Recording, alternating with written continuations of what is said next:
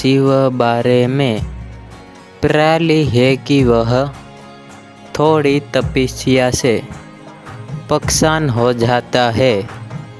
कालिकई ये से अवधारण भी है। जब किसी ने बड़ा रहने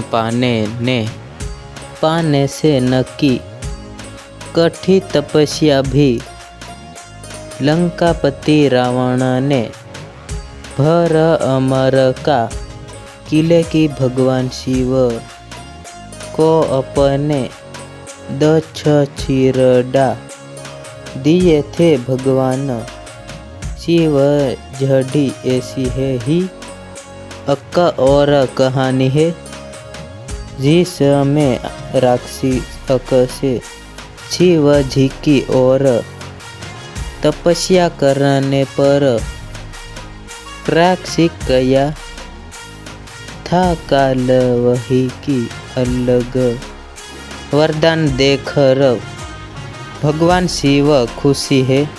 मुसीबत में फल से आगे थे।